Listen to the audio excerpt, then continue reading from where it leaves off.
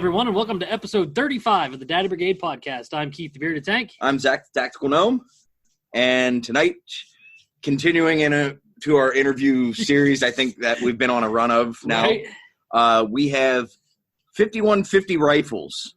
This has been a podcast that has been in the works for about a year now. Yeah, it started at SHOT last year. Yeah, it started at SHOT last year, which we weren't at, but we mentioned their rifle. And it was an absolute beautiful rifle with that. If you guys remember us talking on our SHOT show episode last year about 51Fifty's Liberty rifle for the Randy Couture GI Foundation or GI Foundation, however you pronounce that. We mentioned it, and we've been talking back and forth with them pretty much ever since. And Keith was nice enough, who's from 51Fifty, he was nice enough to send me some pre-SHOT show pictures of their new rifle and some of their other rifles. And we finally got everything squared away. And after 3 tries of trying to do this podcast, we finally got them on. Damn you, Mother Nature. Yeah. So, Keith, thanks for coming on, man. We greatly appreciate you having on, and glad we finally got everything nailed down. Well, thanks for inviting me. So, tell us a little bit about yourself and 51Fifty. So, I'm born and raised in the Communist Republic of California, and I escaped there in 2014. My wife and I moved to Texas. I'm a third-generation printer by trade, so dealing with graphic designers, graphic arts, all that kind of thing from basically birth to my late 20s, and then moved into the car business. Started building rifles because my father, before he passed away, achieved his lifelong dream of becoming a gunsmith. And my dad was a Vietnam vet in the Navy so my wife and I we found out he finally achieved his lifelong dream, wanted to do something nice for him. So I designed a U.S. Navy rifle. Had never built a rifle or anything. Just wanted to do something nice for him, and actually started having phone conversations with my dad to trick him into designing his own gun. Oh, nice. By the way, hey, what do you think of this and this? And yeah, no, that works. Oh, yeah, I'd find all sorts of random creative ways to call and be like, God, what do you think of fluted barrels? Or, oh, God, I've always wanted a gun with a fluted barrel. So basically, I spent the next 6 months after he achieved his dream of becoming a gunsmith, tricking him into designing his own rifle. So it's actually coated in SOCOM navy blue. Only thing that's gold on it's the trigger. And stainless steel runs straight through, bolt carrier, everything all the way through the gun. And it's engraved with not only the silhouette of the ship he actually served on in Vietnam, but all his service information. Oh, wow. First time so very first gun I built. And that kind of was the catalyst that sent us down this very, what would my wife say, disturbed path that we are on. So, and if you've ever been to California, then you know the term 51Fifty is actually a California penal code. Mm-hmm. So basically, it's a 72-hour psychiatric hold. And the reason I did it, I have a lot of friends in law enforcement, and we do work with 3 law enforcement charities as well as 2 military charities. And we just thought it would be funny. You know, everybody kept saying how crazy our guns looked or the ideas I was coming up with to build rifles at. And, so my wife's like, what do we call this thing? And we just started calling it 51Fifty, and they just took off from there. And so we're slowly trying to grow this thing and build a name for ourselves, just doing things that are constantly pushing the envelope, as well as my wife, my lovely wife's patience. And I was going to say, with some of the work that I've seen, I could see the pushing the envelope, and I'm sure your wife is probably wanting to strangle you for as much detail, especially with this last rifle that you put in. She probably wants to strangle you. A little bit. She's she's just as much involved as we are. She doesn't like being on camera. That's why she's not sitting here with me. She had to do one thing at SHOT Show where she was on camera, and she said, nope, no more. I don't do it. I'm behind the scenes, but we call her the creative director. So a lot of times I'll come up with a gun I want to build, and then she'll come up with a theme for it. But most of the time we come up with a theme, and then we tried to build the gun around the theme. Nice. I was wondering how that's a question we have later I wanted to know like how those came about. So you basically got started in the firearms industry by building your dad his own gun. Yep, actually, it's that one right there. Oh wow, That's So cool. the nice. it's hard to see, but the ship he served on is actually engraved in the upper receiver right there. Wow. Wow, Very super. subtle. My dad was not a flashy guy, but like I said, I tricked him into designing his own rifle. So that's the rifle that actually set everything in motion. And now, how long have you guys been in business and doing these custom? We've been doing this now since 2015. So this will be 5 years. Majority of what we build is being contacted by a charity, and so we deal with the Dallas Fallen Officers Foundation, the Texas Fallen Officers Foundation, and the National Fallen Officers Foundation. And so the majority of our builds have actually been used by them as fundraisers to auction off, and they take care of the families of officers killed in the line of duty. The last one we auctioned off was actually at SHOT Show. We were able to get it back from the gentleman who wanted it at auction in April last year, just to display it. And it benefited a Fort Worth PD officer who was unfortunately, end of watch was on his daughter's 19th birthday. He was killed in the line of duty. Wow. And so when the foundation reached out to me, my wife is we're doing this. Unfortunately, it's normally 6 to 9 months for us to build a lot of these, and we had to do it in 4.5. Oh, geez. From one end. Yeah. So that one was Lots of sleepless nights. We finished it 3 hours before the auction. Whoa. Yeah. So when that one sold, I was like, whew, done. But we got involved with them when I'm sure you saw on the national news, when the 5 officers were ambushed and killed in Dallas a few years ago. That was actually what got us involved with the Fallen Officers Foundation. That was the first charity rifle we built, and we built one for those 5 fallen officers. It was auctioned off, and then the proceeds split up amongst the 5 families. Wow. So when these go to auction, like these rifles go to auction, I'm assuming these bring some pretty big money. They do pretty decent. The one for the 5 officers brought 15. And then there was a Texas Tech officer who's unfortunately, again, killed in the line of duty, doing a wellness check. And the kid was high on drugs, pulled a gun out of his pocket, shot him in the head. So we did a Texas Tech rifle. That went for 18. The rifle we did for last year, the one that went in April, was a Texas Rangers themed rifle. We actually had to get permission from the chief of the Texas Rangers to build the rifle. So I've actually got an email directly from the chief of the Texas Rangers giving me permission to use their badge and build this rifle.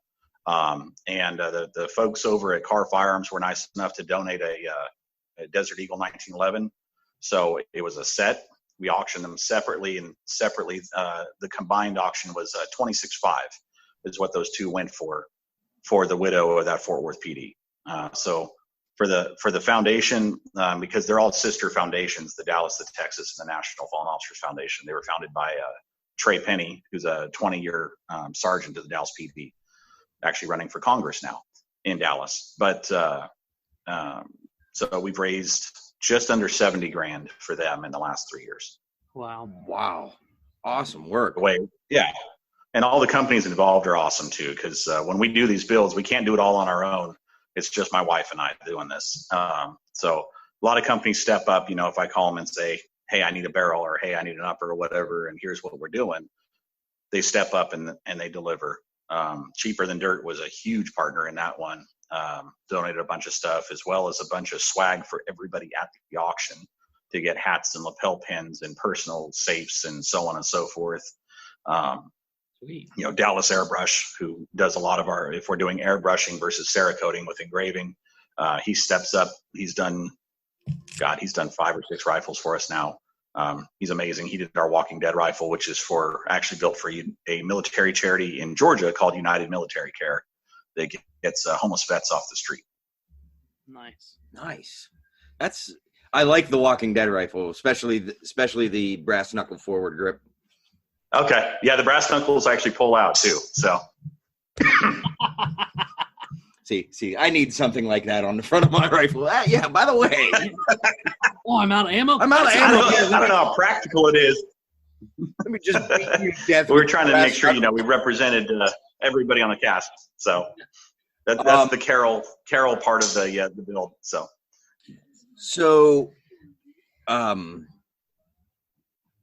let's see here. I'm like trying to look through my questions. You kind of covered that one. Yeah. Okay, yeah. Take that. So explain, I guess we'll kind of skip down because we were kind of in this here a little bit. Explain to us like the inspiration behind the Liberty rifle and the Struggle rifle. The Liberty, so I met Randy Couture my first shot show, which is three years ago. And I had a great friendship and partnership with Sun Optics, which the owner of it sold the company and retired. But he was displaying the rifle I just showed you, as well as the sequel to this, because this was for my father, and my father unfortunately passed away 3 years ago. So I took the concept of this rifle and created. So this one's called St. Paul because that's the ship he served on, and so we made St. Paul II, which is, imagine this rifle rusting in the fields of Vietnam since the end of the war. So the guys at Outlaw Ordnance, Chip and Nakia, great guys. They help me with a lot of my projects, including Struggle and Liberty. They're the ones who do all my laser engraving when we do these crazy things. And they literally engraved rust patterns throughout the gun and came up with a special rust Cerakote job to literally make it look like this gun had rusted in Vietnam. Wow. So because of being at that SHOT Show, I went to, what was it? Drinking Brothers podcast, Black Rifle thing, after hours thing. And Randy Couture was there. And I had the honor of meeting them. And I'm not a big celebrity guy. I've met celebrities over the few years and whatever. They're just people to me. But I always had a lot of respect for Randy Couture. Went over and started talking to him, and he told me about his Extreme Couture GI Foundation and what they do to help vets, with reacclimating to civilian life. If they're injured in line of duty, he'll literally show up and hand them a check for $10,000 to offset some of their hospital bills, or if they need prosthetics, help pay for their prosthetics, whatever this was foundation does. And he's like, hey, I'd love to see what you can do to help us out, build a rifle we could sell or auction. I said, okay. And went home and from SHOT Show, and about 3 months later, the head of his foundation, he said, if you don't hear from me in the next 30 days, personally, reach out to the VP of the organization of my foundation. I did. And it just was a go from there. And when I started talking to companies to get them involved, such as, Uinta Precision for the upper, and McGowan Precision custom made the barrel, and Vortex Optics and Titan Ballistics, and all the companies that contributed to this build, Outlaw Ordnance, who did all the engraving on the scope and the whole gun, as well as the paint for me. They were all on board. The inspiration was, well, since it was a military charity, we thought, what better than to do something based on the founding of this country, our founding fathers and the Revolutionary War. And so what the theory, or how I came up with the concept, was we looked up the specs on a Revolutionary War musket, as far as length, weight, ballistics on the bullets, so on and so forth. So we built it in 338 Federal with a 26-inch octagon bull barrel, so that its weight, and overall its weight was right in pretty close to what the Revolutionary War musket would have been. Overall length, not quite as long. The muskets were, about 5 feet long. It came in at 46 inches and about 15 and a half pounds. 338 Federal was similar in ballistics to if we took that musket and gave it a slight evolution. And that's kind of what the theory was. When bolt action, 1, 50 state legal, but 2, it'd be the slight evolution of the Revolutionary War musket. And then the crew over at Zach Brown Southern Ground in Georgia built us a rope-handled wooden crate for it, so that whoever wins it when it gets auctioned off, it is a wall-mountable wooden crate that basically turns into a display box for the rifle. Oh, how cool is that? because we figure, if you're going to build something that's supposed to revolutionary war, well, guns back then, if they were shipped anywhere or transported anywhere, they were put in a big wooden box. Yeah. So Yeah. My wife and I were talking about, we're like, it has to be a rope-handled wooden crate. And so those guys were nice enough to create us this beautiful white oak rope-handled wooden crate. Unfortunately, the thing was about 125 pounds by itself. At SHOT Show, we didn't actually take the crate in. The booth wasn't big enough in Elfman Tactical's booth because they just played Liberty for us. So we actually just took the lid in. We actually took the lid off the box and put it behind the rifle in the booth as a backdrop. So that's kind of how the Liberty came about. And that's the rifle, for our listeners, that's the rifle that I seen on the Instagram feed, and that's what started this whole thing. Right. That's when you and I started talking. Yeah. When I seen that rifle, I instantly told him, I was like, I can't remember the name of the company, but you need to look at this rifle. Like, it is carved. It is badass. Like, you need to see this thing. Yeah. And then when we did the show, I actually was sitting on my phone, like, going through all the SHOT Show posts just to find the name of you guys so I could tell him. It blew every bit of what we envisioned for that rifle, and then some turned out, because again, the guys at Outlaw, the some of the things the pictures don't do justice for, like the scope is actually, the Declaration of Independence is actually engraved in the Cerakote wrap in the scope. So it's like you're looking through the Declaration of Independence. Nice.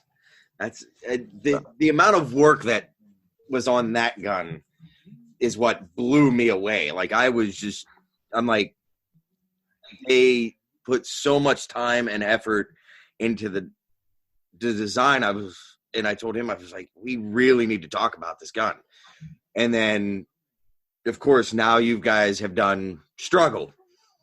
And Struggle. So Struggle, that's like, kind of just raised that bar. It did. It has.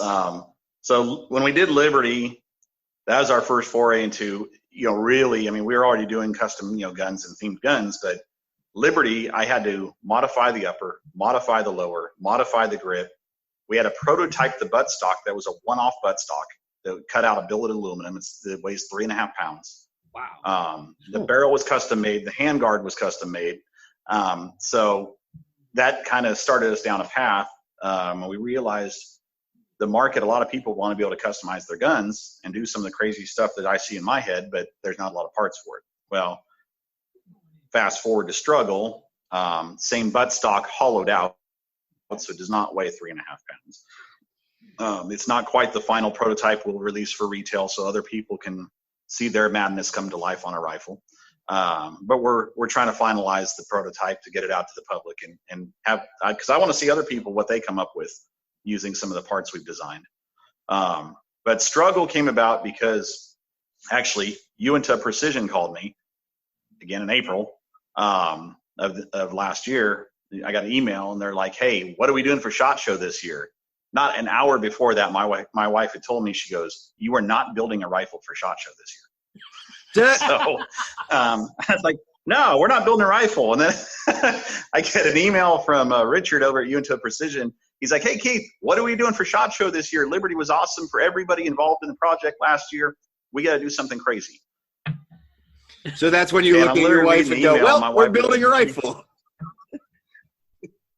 I look at my wife. I was like, so this is from Richard at Uinta, and I got the death glare.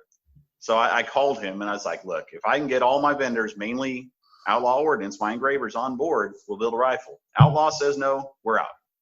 He's like, fair, okay. I call Outlaw. I send them a text. I said, hey guys, being contacted to do a SHOT Show build. You guys in? And they're like, well, what's the concept? What's the theme this year? I said, the eternal struggle, good versus evil. Man's eternal struggle with good versus evil. Archangels battling demons. And literally, as soon as I hit send, it came back, we're in. So, which my wife was not happy about. But I told them, I said, hey, if they say yes, we're in. So next thing I know, week and a half later, parts are showing up, and we're starting to do, again, modify uppers, modify lowers, getting our buttstock cut. This one, actually, we had a handguard custom cut by the gentleman who actually donated their prototype scope mount for it, David Marshall at Optimum Parts Company. So this actually has their first prototype scope mount on it, but they also cut my handguard for me because I wanted to have a unique AR style handguard as far as, just a tube, but I wanted it to be a little narrower. I didn't want as fat of a tube. So just wanted to do something a little different, mix it up a little bit. So it's a 20-inch handguard and then a 29-inch semi-bull barrel, and then it has our first prototype 3.5-inch precision muzzle brake on it. That is a long barrel. So, yeah, the gun comes in at 4 foot 3 inches long. Honey, that's a gun almost as tall as you. 4 foot 3 inches. I'm 5'2", shut up. And it would probably still knock you down. She's 6'5" Creed Morgan. Yeah, that's not She's bad. 5'2". I have to constantly make fun of her short stature. I'm not very my wife's tall. my wife's 5'2" as well. So it's time.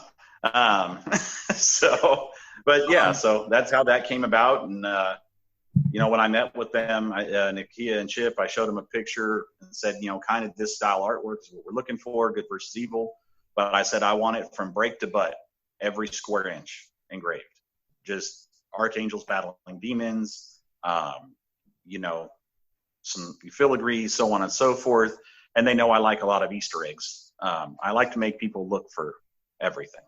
I don't want them just to be able to walk up and go, oh, yeah, look at that. Yeah, okay, and then walk on. No, I want them every time they look at it and go, oh, crap, I didn't notice that last time. So that's how Struggle came about. And now we may be actually, I'm not sure if you're familiar with a country singer named Ryan Weaver. He contacted me after SHOT Show. He was at SHOT Show. He knows John Teagan of Tig from Benghazi fame. And I've had conversations with Tig since last SHOT Show and at SHOT Show this year as well. And Tig put us in touch. And they're going to be doing a short film, kind of a public service announcement short film about human trafficking. Ooh. And so we're going to be helping them out with Struggle, sending it to them. And they're going to be auctioning it off to help raise money to fund the movie, which will be, again, public service announcement about human trafficking and pedophiles and all that stuff and making the public aware. Possibly will be used also in the adjoining music video that Ryan Weaver will be doing. So, and wow, Tig and Tonto and really cool. And Boone.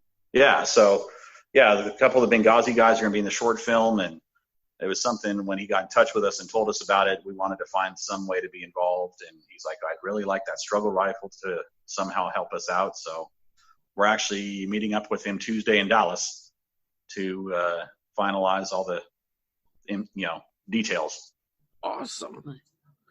The one thing that I kind of noticed and was initially when you guys did Liberty that I thought was interesting, and then now to see Struggle, was the bolt action AR platform like cross. So you have an AR lower with a bolt action upper. Yes. So Uinta Precision is the one who actually makes that bolt action upper. They make them for both the AR-15 and AR-10 platform. And again, the reason we did those is, one, they lock up a little tighter so they can be a little more accurate, especially if you're shooting at distance. But two, Liberty, we wanted them to have the ability, if they were marketing in every state for the fundraising or whatever, we didn't want them to have any kind of issue auctioning or selling it off in whatever state they wanted to. So going bolt action instead of semi-auto, it's going to curb a lot of those issues. Mm-hmm. So that's why we went that route with Uinta. Plus, we just wanted to do something, up until we did Liberty, if you Google custom rifles, other than very few exceptions out there, it's just a Cerakote paint job on something you bought at Bass Pro Shops. Again, there's exceptions to every rule, but for the most part, people, Cerakote, paint their rifle, and it's a custom rifle now. Mm-hmm. So my wife and I like to push the envelope. give everybody brain damage in the process. But you do a very good job. So, Yeah. I think everybody involved in our projects would agree with the brain damage part. So, so now, and all your rifles, they all are functioning, firing, everything. Absolutely, yeah, absolutely. Even though the last two that you've done should be put in an art museum because they're works of art. Yeah. I have every intention. If it doesn't sell, then basically it comes back to me. I have every intention of taking it out to the range, honestly. And before I met Mr. Weaver, before I met Ryan, I had the pleasure of showing it to Dana Lash, former NRA fame. You know, if you're on gun stuff, you know who Dana Lash is. And she lives in Dallas, her and her husband. And I told them I'd gladly bring them out to the range in Fort Worth, where we know a couple people, and we'd let them run some rounds through it. Nice. It's still a gun at the end of the day. It's just a really pretty one. So, and my wife really and I have pretty. You know, my wife and I had our personal rifles were in Unique AR's booths. My Spartan rifle and her Medusa rifle, and we take them to the range. It's still a gun at the end of the day. The downside is when you take them to the range, because it looks so different than anything anyone has at the range. You're usually going to talk to people for a while. And everybody wants to see it. Right. Yeah, or inevitably they want to shoot it, which my wife is very, very protective of her rifle. She does not necessarily like people shooting her rifle. Mine, I don't care. It's a gun. At the end of the day, I want to share what I do and my love and passion for firearms. And you meet up with me at the range. There you go. You know, have fun. That's just awesome. I like, because to me, like how you said it, it's at the end of the day, it is a gun, but to me, like that would be hung on a wall. I'm sorry, like I would hang that on a wall. I'd probably still shoot it, but a majority of its life would be spent hanging on a wall. Yeah, and the majority of what we built from when I talk to people that have won them at auction or asked me to build them a rifle, whatever, that's what happens. They're just display pieces, and part of me is like, oh, that's kind of cool. I got some artwork, if you will, on the wall in their house, but at the same time, it kind of hurts me a little bit. I'm like, I don't use cheap parts. I don't take it off and shoot the damn thing. Exactly. That's exactly it. So you show it off, stop traffic at the range, but go have fun and shoot it. It's still a rifle. Speaking of range, what kind of training do you do other than just plinking at the range? Do you do anything or just? Well, lately I have honestly not been to the range near as much as I need to. I have a full-time career, and then I'm still trying to get this to the point where it actually sustains life for my wife and I.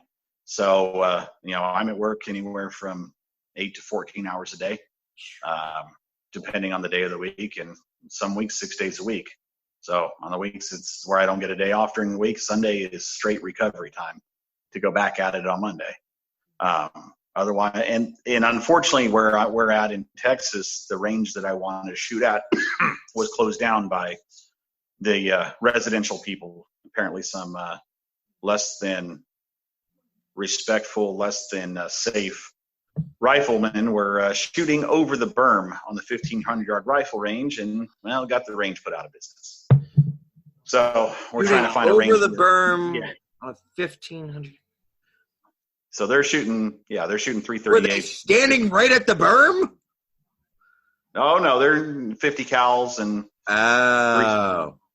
We're out near hill country, so there's guys out here with, the world record shot last I heard was shot here with a 375 Shytac at 2.5 miles. So. Yeah, I think, is that the one that they just posted? Or there's one, I think there may be a 3 mile shot now. Okay. Yeah. But it's stupid ridiculous. Like when you're starting to shoot that for, I'm like, do you just kind of lick the finger, do some Kentucky windage, like, yep, it's that way, we're shooting. It's like, you can't even see the damn target. You pull the trigger, stand up and have a beer and wait for someone to tell you if you hit it or not? The one guy actually did. The one shot I seen they videoed, the guy shot And it was 10 and a half seconds later, he got up from behind the rifle and picked up a Gatorade bottle, and somebody on the radio went, "Hey, you hit it." And it was like 10 and a half seconds later. Jeez. Yeah, that's some flight time right there. Yeah. No kidding. Yeah, no, I'm like, no, that's my wife and I actually want to get into. My wife very much wants to get into shooting competitively, so we're looking at trying to get into 3-gun. She wants to develop parts specific to smaller statured and women, as far as ergonomics and weight. Because again, my wife's 5'2", so shorter arms, so on and so forth. And I was going to say, I've got another short one to help you out. So that's in the plans. Big picture, long-term goal is to open a shooting country club, if you will, that would have indoor lanes as well as outdoor lanes for distance shooting, for 3-gun, for classes, for transitional, for practicing concealed carry draw, so on and so forth, classes for women, classes for children, kids. Where the disconnect is nowadays is kids aren't being taught, and if you don't make something taboo, kids are less likely to do something with it. My dad started me at 4 years old, and a gun wasn't a taboo thing. It was respect it, take care of it, make sure it's empty, treat it like it's loaded, don't point it at someone. And that started at 4 years old, and the same with my children. So I've been working with my little boy who's passed out in the chair over there since he was about 4 with Nerf guns. And it's funny because for Christmas, the wife's idea was to have a Nerf battle on Christmas morning. So I got him a Nerf gun, her a Nerf gun. Dad had to get the Fortnite scar because, well, Dad's not going to get outshot. Till I realized my wife's really good shot, even with a Nerf gun, and was zipping them past my head. And I'm like, crap, this ain't working. And he'll pick up the Fortnite and walk around like a little operator, like full finger, like index, like he'll shoot balloons. He really won't shoot at people unless, like, tell him it's okay to shoot back and forth. But okay, well, that's good. That's where it starts. And he's 6 now, but like since 4, he's done that. Like his Nerf guns, he walks around. And my one friend goes, how did you teach him? I says, I just told him not to put his finger on the trigger, and he just picked it up. And it becomes a habit. So do you guys are you mainly doing just rifle platforms, or do you guys kind of get into the other platforms as well, like shotguns, pistols, revolvers? Right now it's just rifles. We're waiting for our house to be finished being built, and then we're going to be and once I do finish the prototype for the buttstock that's on Struggle and it was on Liberty, and get that to retail ready, then we'll expand from there to other rifle platforms and possibly shotgun, because people at some point will be like, well, okay, rifles are fun, but I want my shotgun to look cool too. Or, so we don't plan to stay locked into just one platform or whatever. Our insanity can. That's what I was wondering, because I could see somebody with like a badass shotgun by you guys. Like I could picture the designs of that. You know what? And if I sat down and had a couple beers and just, kind of relaxed and thought about it and had a piece of paper in front of me, I could probably figure something out. Nice. But when I started going down the path of designing parts, because what I needed to make my vision or what was in my head come to life, that kind of took us in another direction. And now, so these are for the AR platform. Next will probably be AK, because I figure that'll be the natural evolution of the custom gun industry, as far as the engraving and painting and all that, because you're either AR or AK.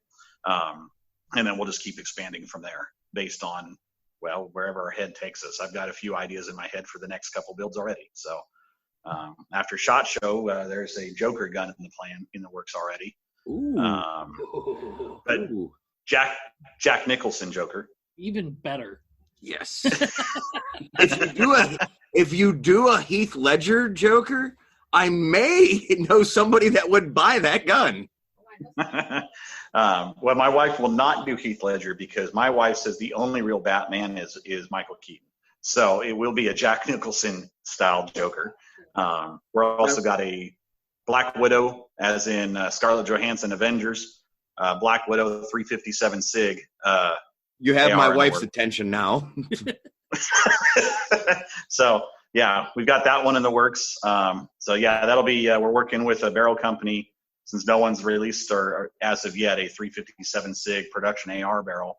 We're working with a barrel company to develop in I think 4 lengths 357 Sig barrels for the AR platform. Because I've heard, just why not? I mean, again, keep pushing the envelope. Yeah. I mean, why not do something that nobody else has done, blow some minds, and be awesome? Can you take this while I carry him? Go ahead. I'll be right back, guys. Oh yeah, no problem. Got to put the kiddo to bed. So, what kind of hobbies do you have outside of the firearm stuff? Because I'm kind of a nerd. I play video games and graphic design stuff. I mean,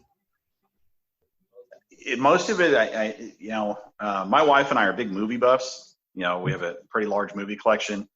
Sundays usually we'll do stuff in the first half of the day, and the second half of the day in the evening we're just watching movies together, and it'll be either, hey, pick a genre or pick a letter, and that's how we'll choose what movies we're watching for the day.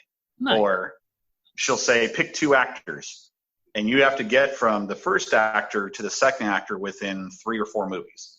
Kind of like 7 Degrees of Kevin Bacon. Yeah. So just watching all those movies, spending over 20 years of my life in the printing industry around graphic arts, and we specialize in art reproduction of limited edition lithographs. Oh, nice.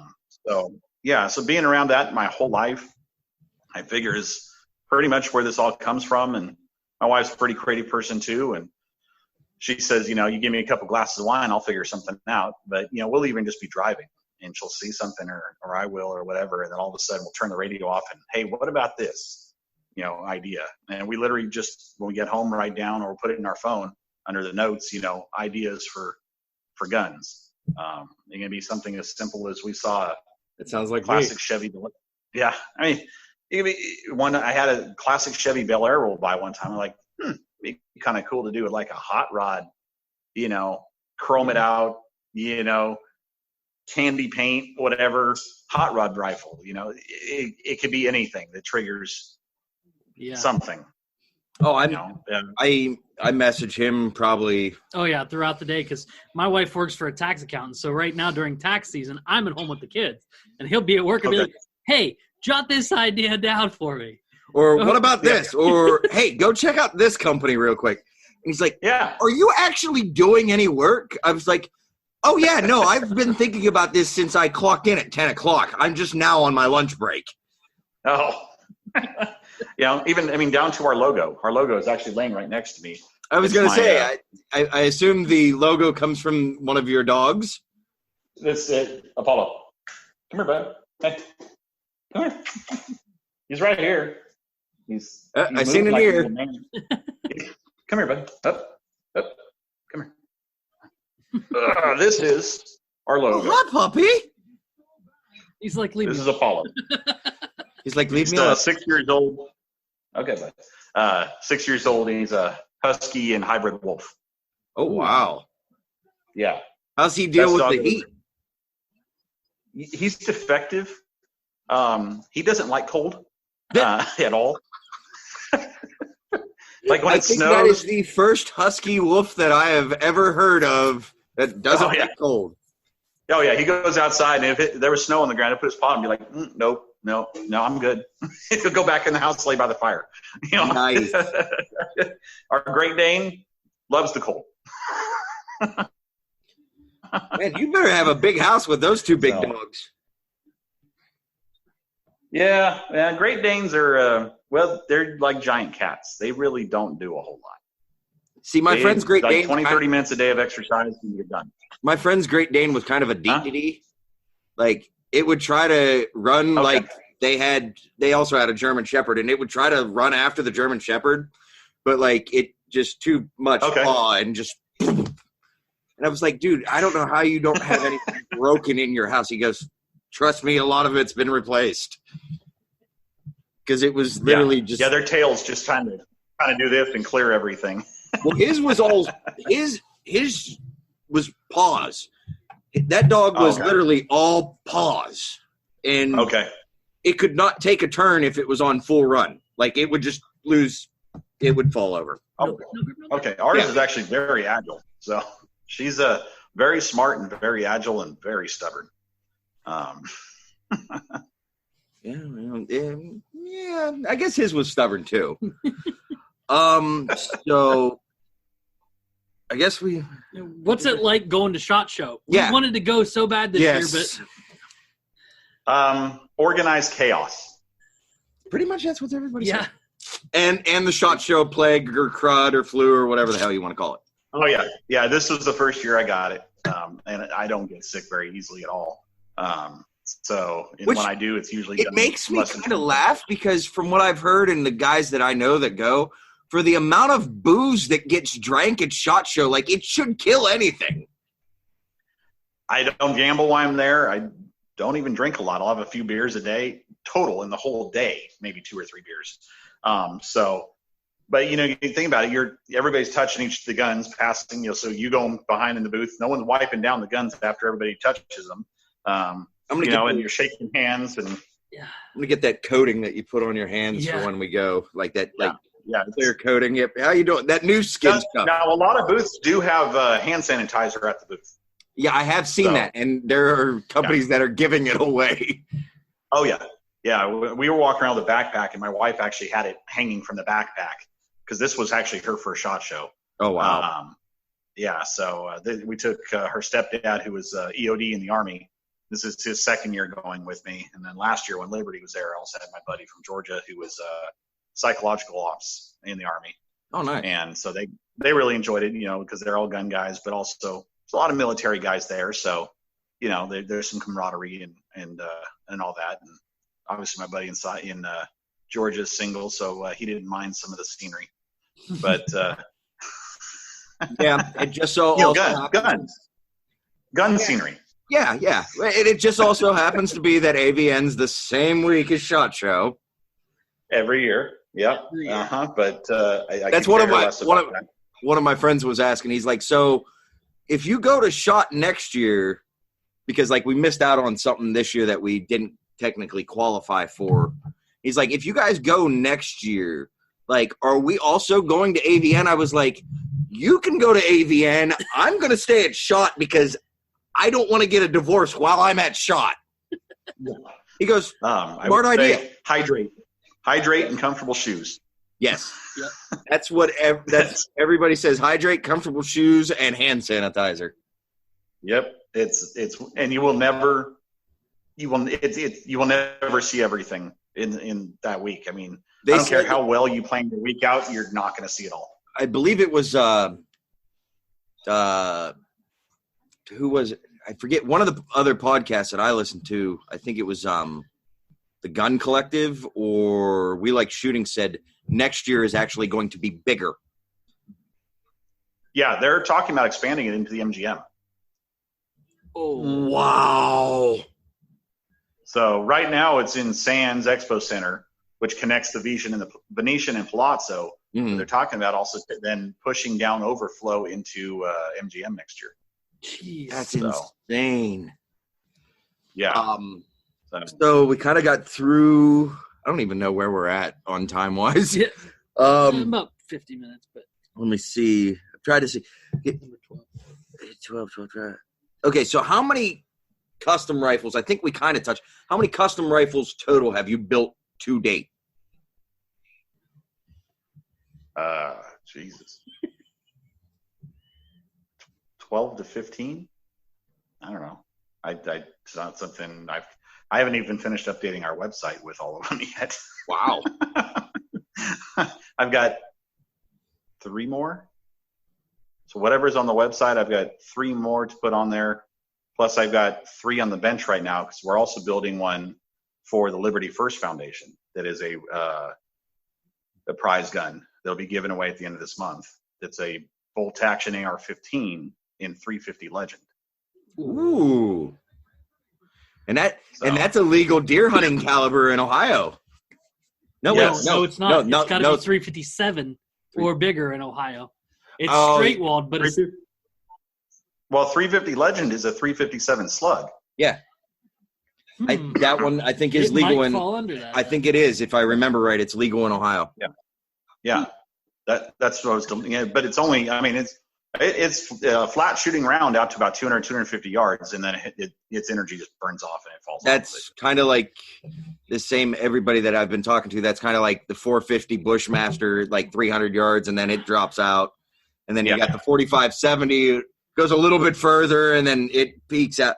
The straight wall cartridges, once they hit their max, then they're done. Yeah.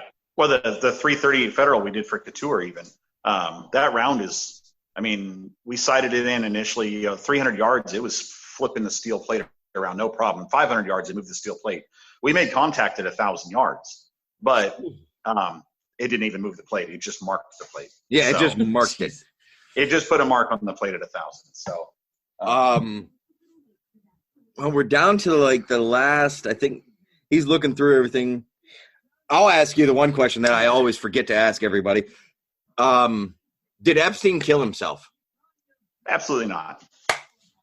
I think that's what like that's 6 for 6. Yeah, 6 for 6 now.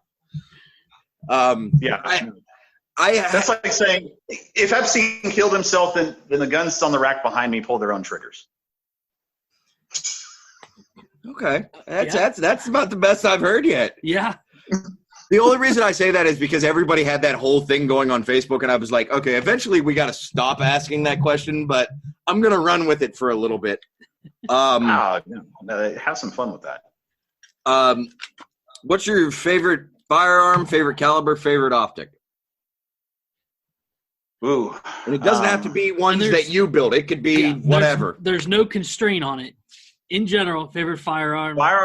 Firearms, I'm a huge fan of anything on the 1911 platform. I really want a Colt Delta Elite in 10 millimeter, and I really want a Kunin 357 1911 as well.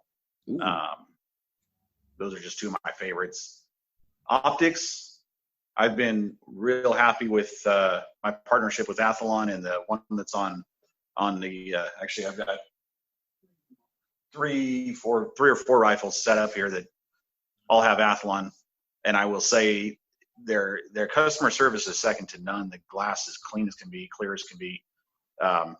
If you have an issue, those guys they're on it like a fat kid on a free buffet. So other people's rifles, I am a huge fan of lever actions. I'm a huge fan of old school Western style revolvers.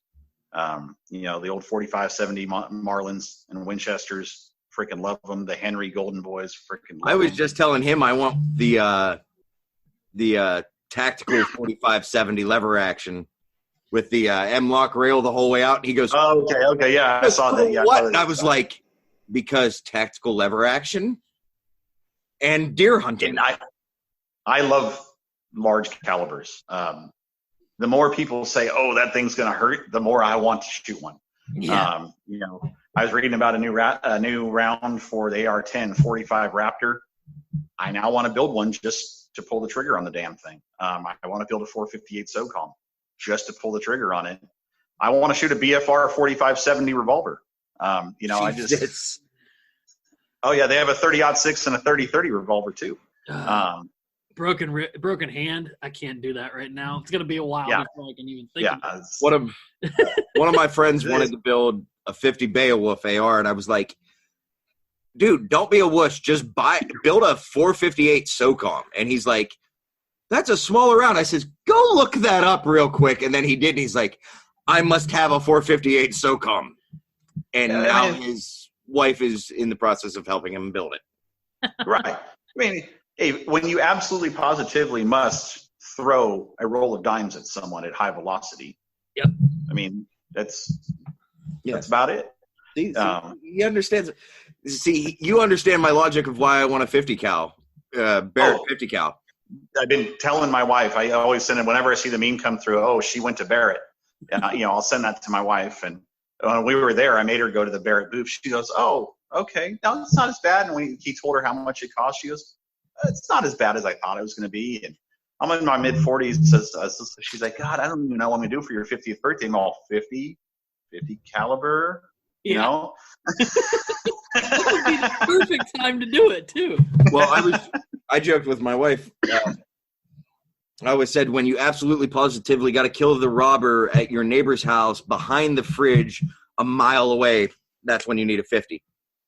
Well, if you like 50s and you don't want to spend quite the Barrett money, I don't know if you heard about them at SHOT Show, and because of my wife's stepdad, Forrest, who has gone the last 2 years with me, he's friends with the owner, Condition Red Ordnance. You go by CROM. I just heard about them this year. Okay. So they brought a 50 cal that they've designed that is shoulderable because it's 10 pounds lighter than a Barrett. Wow. Yeah. And they developed, so they actually have AR similar style platform, a 338 Lapua, and something that they developed called a 500 Blackout, which is a 50 caliber round in a subsonic smaller platform that is shoulderable also. Ooh, we may have to get in contact with them guys. I wouldn't.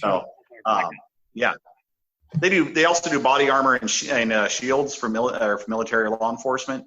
But I'm actually eyeing their 338 Lapua for myself, and maybe that 500 Blackout. Nice. When it goes to 50 cal, I liked what they showed. It is semi-auto, unlike everybody else's 50 that's going to be a bolt action to compete with Barrett. They don't go semi-auto, and they designed their 50 to actually use Barrett magazines.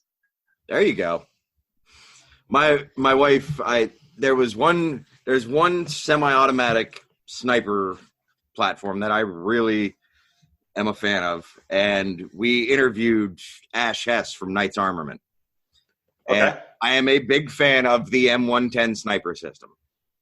Never shot one. I've shot 2 clones of them. Never shot an actual one. And after the interview, we're sitting here, and I was talking to Ash, and I said, so can a civilian buy one of them? And he goes, yeah. And I was like, really? And he goes, and my wife's sitting there, and she just kind of perks up, and I was like, see, now you can buy me one. And he goes, yeah, for $23,000. And she goes, absolutely not. Yeah. It's like, damn it. So close. Well, that's like was it the rifle that Mark Wahlberg used in the movie Shooter? Oh, the 408 Shaytek. Yeah, well, that Shaytek rifle is $15,000 without the scope. Mm-hmm. Yeah, if you buy the full-on kit, it comes with the scope, the weather meter, the computer, and everything for that. And I think it's right around like $30,000. Yeah. Because that's the intervention sniper system. Yeah, and heavy as can be, 30 pounds. Yeah. Mm-hmm. Yeah. But again, that's one of those reach out, touch somebody in the next zip code type things. Right. And my goal is to have a shooting range that people can bring those kind of rifles out. You know, that's the ultimate end game and dream. Don't know if I'll get there, but gonna try. We actually have a local lady that's fighting with the town to open up an indoor range because she's like 3/4 of a mile from the middle school. In the wrong direction. Yeah. I mean, they're fighting her. She wants to build a new building and everything. And it's like all regulatory, people. Like all the bullet traps, everything. And they're like, well, it's near the school. And I was like, okay, first off, the next nearest gun range, indoor gun range, is the next town over. And it's less of a distance from the high school, middle school, and elementary school facing a main highway. Yeah. I'm like, this isn't facing a main highway. And like, I actually literally argued that point with a bunch of, because I work at an airport. I work for TSA down at Pittsburgh International. So we have people that fly through from this town. And I was talking to them, and they're like, well, what's the whole big argument? And I explained this, and these like 3 or 4 people that were like literally against it, once I explained everything and how the other one is, they're like, well, that doesn't sound as bad as they made it sound at the thing. I was like, that's because the media doesn't want you to make it sound right. So it's ridiculous. It is. So with that, our last one is, where can everybody, all of our listeners, find you at? Instagram, we're at 51Fifty. It's the number 51 and the word 50 all run together. And then otherwise, it's 5150rifles.com. Again, the number 51 and the word 50 and rifles.com. Awesome. Again, thank you, Keith, for coming on. I appreciate it. thanks for getting everything. Sorry for taking so long to get it all set up, but thank you again for coming on. Yes, 100%. Thank you so much. If you want to hang out for a couple seconds, we'll go ahead and end the podcast, and then we'll be right back with you. All right. Well, other than that, man, I ain't got much. Everybody go check out 51Fifty rifles. Like I said, they're absolute amazing pieces of artwork. And also stay tuned. We got I'll talk about that later this week. We got 2 big interviews coming on eventually here. Other than that, that's it, man. You got anything? Nope, I got nothing. All right. I'm Zach the Tactical Gnome. Keep the bearded tank. Daddy Brigade Podcast out.